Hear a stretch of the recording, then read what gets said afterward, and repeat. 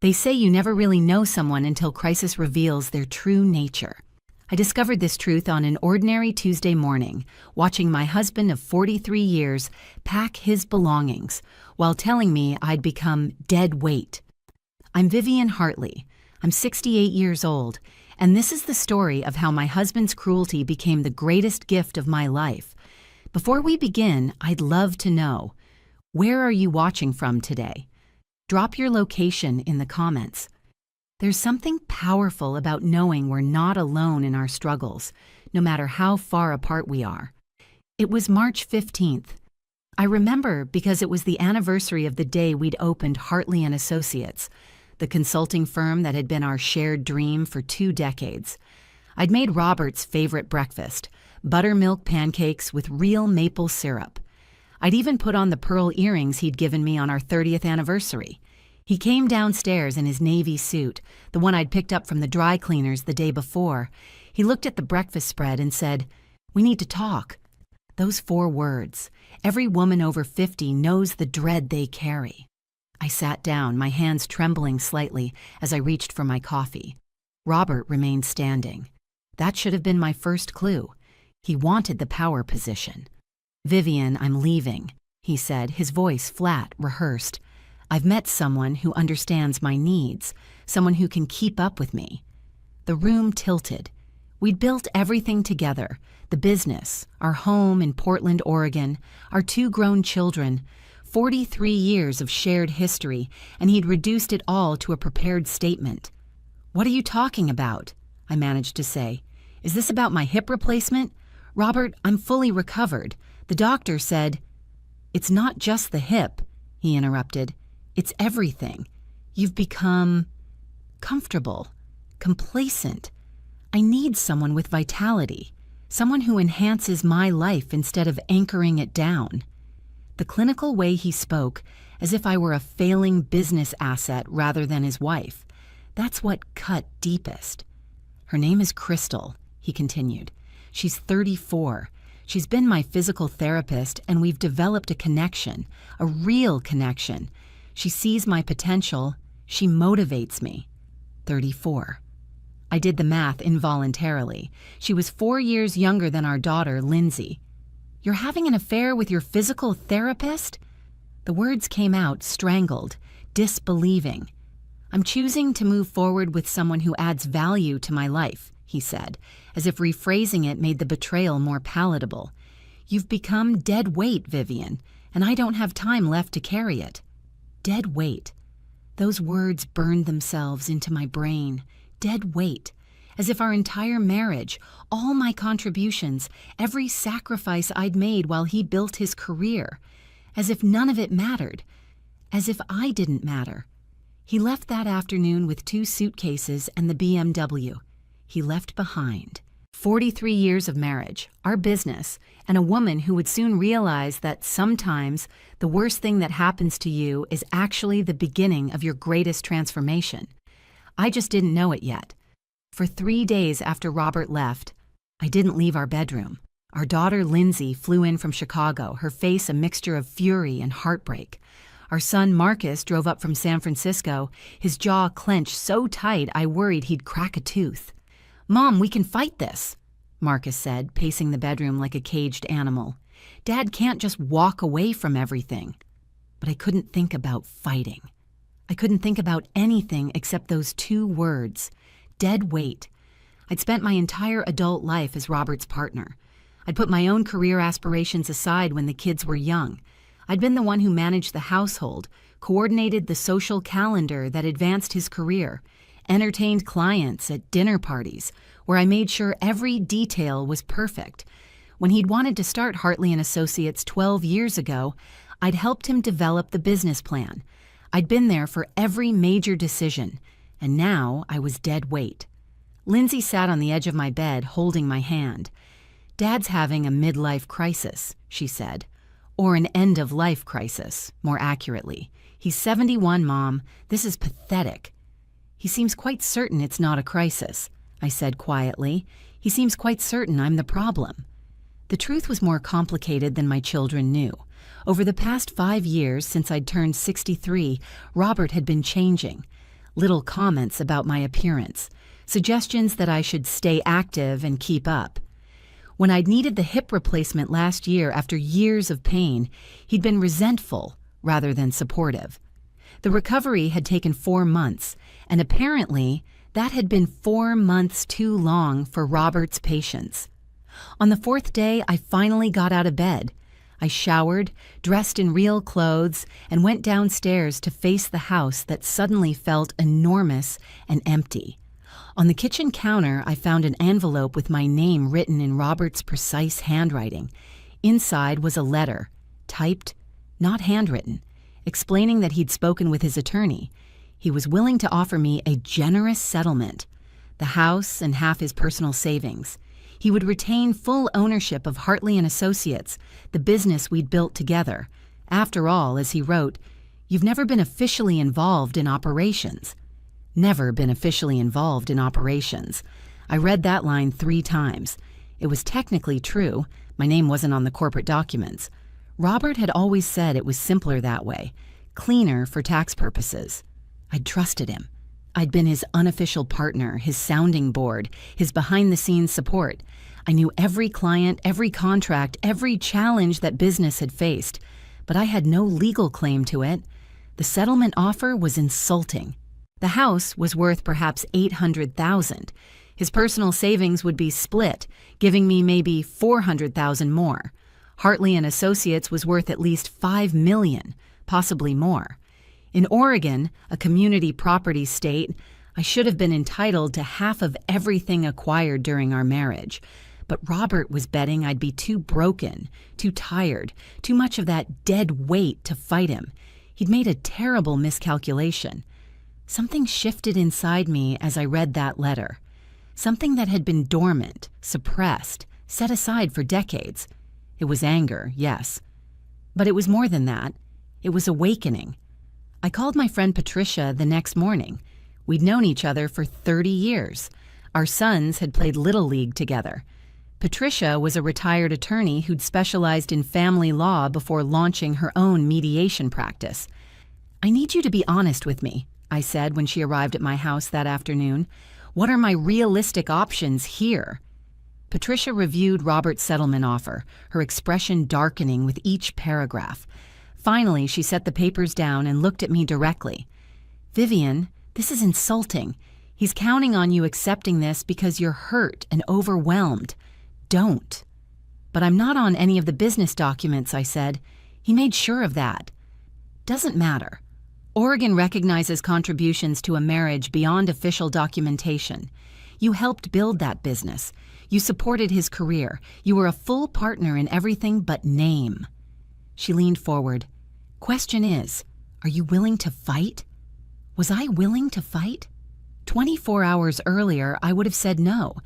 I would have taken the insulting offer and tried to rebuild some semblance of a life with what remained. But something had changed. Maybe it was the clinical coldness of that typed letter. Maybe it was the image of Robert with a woman young enough to be his granddaughter, rewriting our history as if I'd been nothing but an anchor. "Yes," I said. "I'm willing to fight." Patricia smiled. "Good, because I did some preliminary research, and there's something you should know about Hartley & Associates." She pulled out her laptop and turned it toward me. On the screen was the business's financial summary for the past year. "Robert's been doing very well," she said. "Better than you probably realized. The business grossed $7 million last year. His client list includes some major corporations. And here's the interesting part." She clicked to another document. 3 of his biggest contracts came through connections you made." I stared at the screen. She was right. The Brennan manufacturing contract had come through my college roommate's husband. The Westfield Properties deal had started at a dinner party I'd hosted. The Morrison Tech consultation had happened because I'd met their CEO at a charity auction and spent 2 hours talking to him about his challenges, then introduced him to Robert. "This isn't even about what you're legally owed," Patricia said. "This is about recognizing what you actually contributed. You weren't just his wife, Vivian. You were his secret weapon." Over the next week, Patricia and I dug deeper. We discovered that Robert had been systematically undervaluing the business to prepare for the divorce. We found evidence of diverted funds, personal expenses run through the business accounts. We uncovered that Crystal wasn't just his physical therapist. She'd been on the business payroll for 8 months as a wellness consultant, whatever that meant. But the most revealing discovery came when I accessed our old email account, the one we'd shared for years before Robert insisted on separate accounts. There, I found the truth about how Robert ran Hartley and Associates, and I realized something crucial. I didn't just understand his business, I understood it better than he did. The question was, what was I going to do with that knowledge? Patricia's paralegal had compiled a devastating file. Robert had been careless with digital records, and his arrogance had made him sloppy. But as I reviewed the evidence of his financial manipulations and business practices, an idea began forming. An idea that was bold, possibly reckless, but felt absolutely right.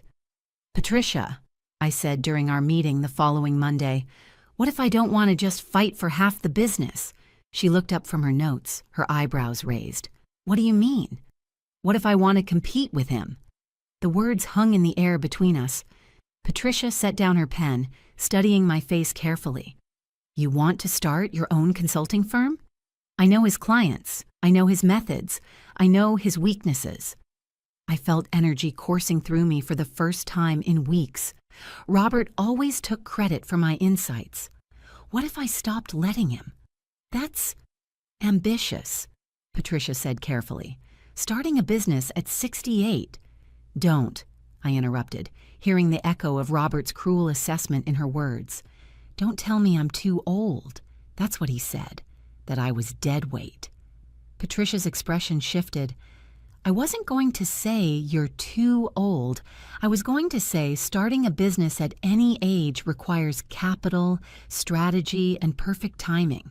Do you have a plan?" Over the next 3 hours, we outlined a strategy. I would use my settlement money, not to retire quietly, but to launch Hartley Consulting Group, not and Associates, just my name, clean, clear, mine.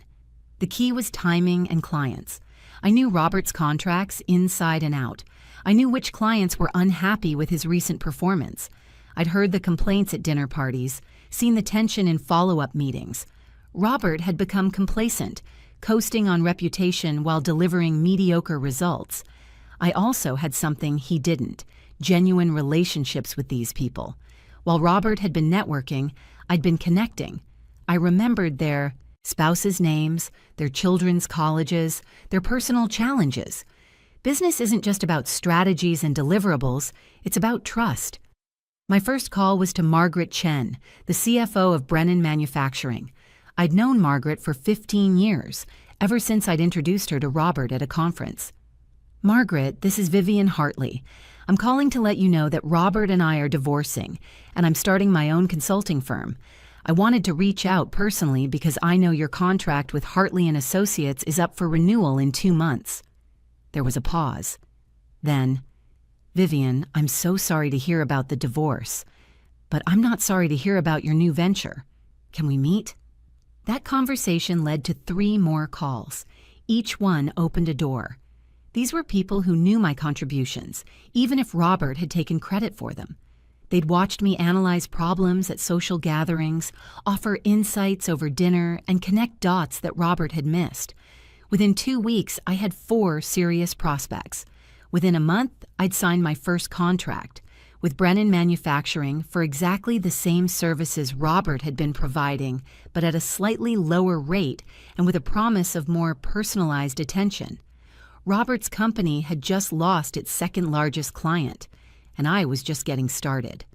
The next 6 months were the most intense period of my life. I worked 16-hour days, running the business from a converted bedroom in my house until I could afford proper office space. I hired 2 young consultants, both women over 50 who'd been pushed out of traditional corporate roles and were hungry to prove themselves. We weren't just a consulting firm, we were a rebellion. Robert, meanwhile, was too busy with Crystal to notice the bleeding at first. By the time he realized what was happening, I'd taken 3 of his major clients and was in serious discussions with 2 more. He showed up at my house on a Wednesday evening in October, 7 months after he'd left. I was working at the dining room table, surrounded by contract proposals and financial projections. When the doorbell rang, I assumed it was a delivery. Instead, it was my husband, my ex-husband, I reminded myself, standing on the porch looking disheveled and angry. "You're sabotaging my business," he said without preamble. "I'm competing with your business," I corrected, not inviting him in. "There's a difference." "You stole my clients." "I didn't steal anyone, Robert. They chose to work with me. There's no non-compete clause preventing me from starting a consulting firm. Your lawyer made sure of that in the divorce papers, remember?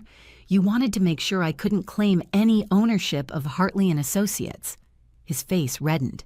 "This is vindictive. This is you trying to hurt me." I almost laughed. This man had called me dead weight, abandoned me for a woman less than half my age, and tried to cheat me out of my fair share of our assets. And I was the vindictive one? No, Robert. This is me refusing to disappear quietly. This is me realizing that I was never dead weight. I was the foundation you were standing on, and now that foundation has shifted. He sputtered, searching for words. "You can't do this. You don't have the experience, the credentials." "I have the relationships," I interrupted. "I have the insights, and apparently, I have the clients." Margaret Chen told me something interesting. She said she'd been wanting to switch consultants for over a year but felt loyal to our family. Once I was out of the picture, her loyalty to you evaporated pretty quickly. If you've ever felt underestimated because of your age, your gender, or someone else's cruelty, hit that subscribe button right now. This story gets better, and you won't want to miss what happens next. Robert's jaw clenched. "This isn't over." "You're right," I agreed. "It's not, because in 6 months I'm going after your other major contracts. I'm going to every client meeting with better proposals, better rates, and better results. You taught me the business, Robert. You just forgot that I was paying attention." He left without another word, and I returned to my work. But my hands were shaking. Not with fear or regret, but with exhilaration. For 43 years, I'd lived in Robert's shadow, supporting his ambitions while setting aside my own. Now, at 68, I was discovering what I was truly capable of, and I was capable of so much more than he'd ever imagined. By the end of my first year in business, Hartley Consulting Group had revenues of $2 million. We'd taken 6 of Robert's former clients and secured 4 new ones who'd never worked with him. I'd moved into a small but elegant office space in downtown Portland, hired 2 more consultants, and established a reputation for delivering results ahead of schedule. Robert's company, by contrast, was struggling. I'd heard through mutual acquaintances that he'd lost several more clients beyond the ones who'd come to me. His reputation had suffered, partly because of the quality drop in his work, but also because word had spread about how he'd left his wife of 4 decades. In our industry, character matters. People do business with people they trust and respect. Abandoning your aging wife for a woman younger than your daughter doesn't inspire trust. Crystal, it turned out, was more interested in his bank account than his business acumen. She'd convinced him to invest in her wellness consulting expansion, a vanity project that drained resources without generating revenue. Robert had also started taking expensive vacations, buying flashy things, living the lifestyle of a man trying to prove he was still young and vital. It was pathetic and expensive. Meanwhile, I was living modestly, reinvesting profits back into the business and focusing on sustainable growth. My team was lean but talented.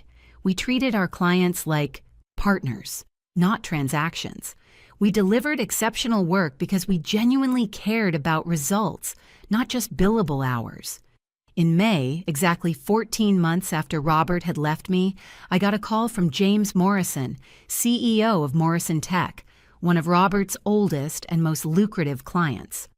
"Vivian, I'm calling because we're reviewing our consulting contracts," he said. "I've been impressed with what I've heard about your firm. Would you be interested in submitting a proposal?" I kept my voice professionally neutral. I'd be very interested. Morrison Tech was always one of my favorite clients to work with. Was it? James sounded surprised. I didn't realize you were that involved with the account. I wasn't officially involved, I said, choosing my words carefully, but I attended most of your dinner meetings with Robert. I probably spent more time listening to your challenges than he did. Robert was always good at presenting solutions. I was the one who usually helped him figure out what those solutions should be. There was a long pause. That's enlightening, James said. I'd like to schedule a meeting. Would next Tuesday work? It worked perfectly. The Morrison Tech contract was worth $800,000 annually. It was Robert's largest client. And after a 3-hour presentation where I outlined not just what they needed now, but what they'd need over the next 5 years, they signed with me. When the contract was finalized, I allowed myself 1 glass of champagne in my office, alone. Not in celebration of taking something from Robert, though I'd be lying if I said that wasn't satisfying, but in recognition of my own capabilities.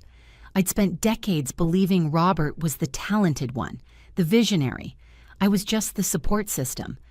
But standing in my office that evening, looking at the signed contract on my desk, I realized the truth.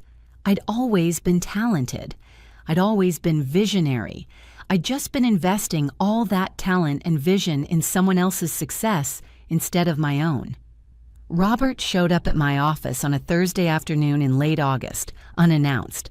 My assistant, Jennifer, a sharp 62-year-old former executive who'd been retired by her last company, buzzed me with barely concealed amusement.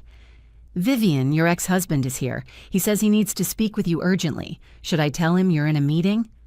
I considered it, but curiosity won. "Give me 5 minutes, then send him in."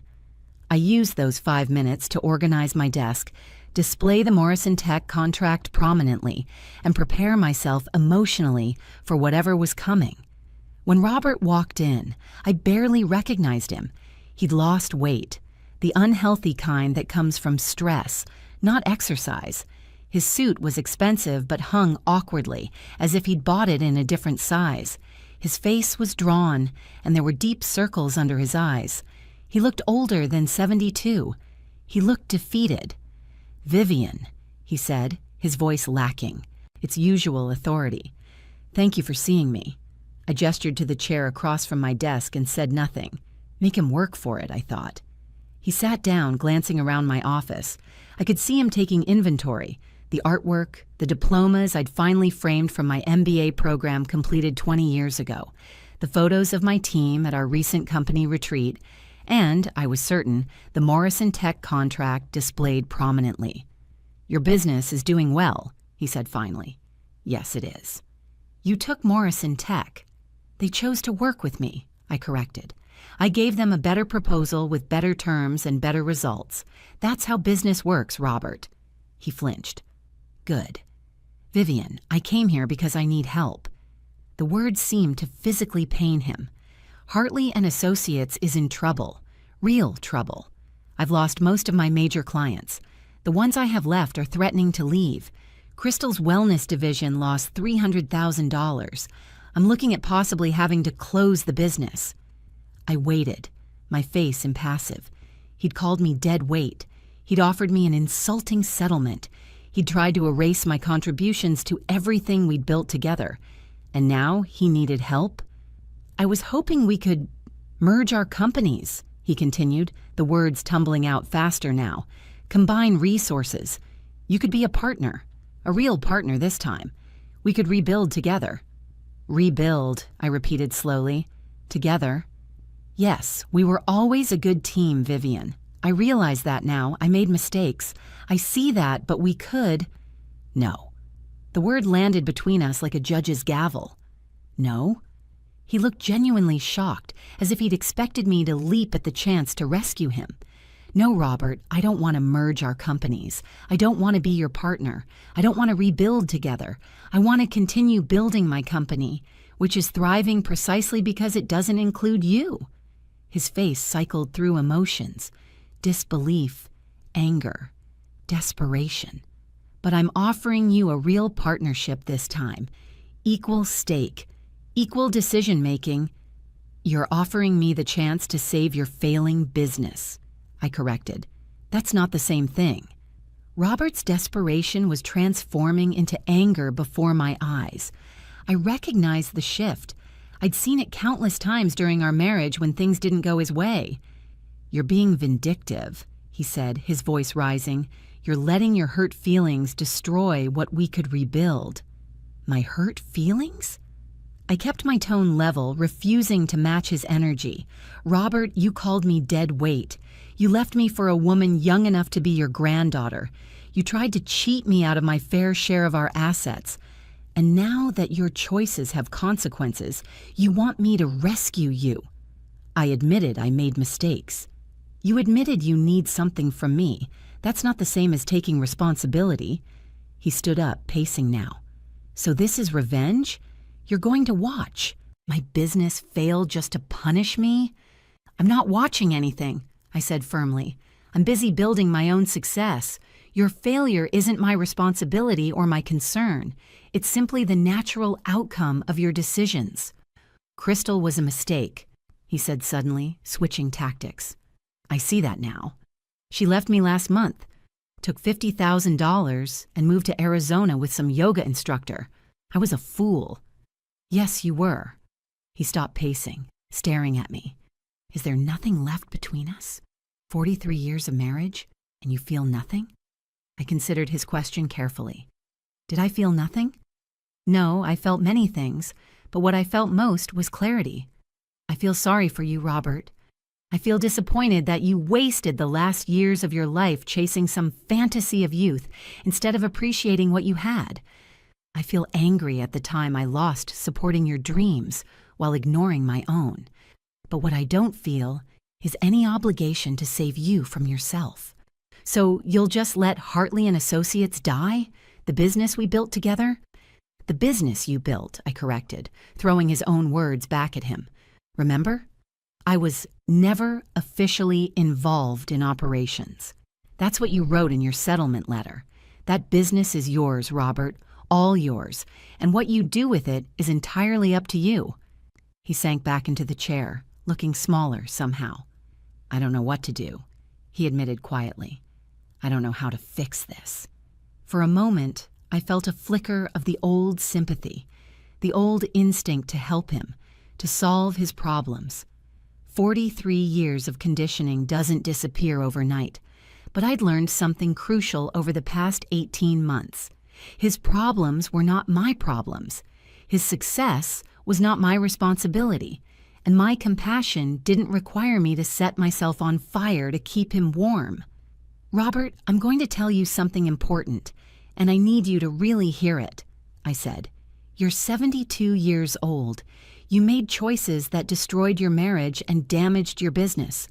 Those choices have consequences, but you're not dead. You're not incapable. If you want to save your business, save it. If you want to rebuild your reputation, rebuild it, but do it yourself. I'm done carrying your weight. He looked up at me, his eyes red-rimmed. I loved you, Vivian. Maybe you did, I said softly, but not enough. Robert left my office that day and I never saw him again in person. Through mutual acquaintances, I heard that he eventually sold Hartley and Associates to a larger firm for a fraction of what it had once been worth.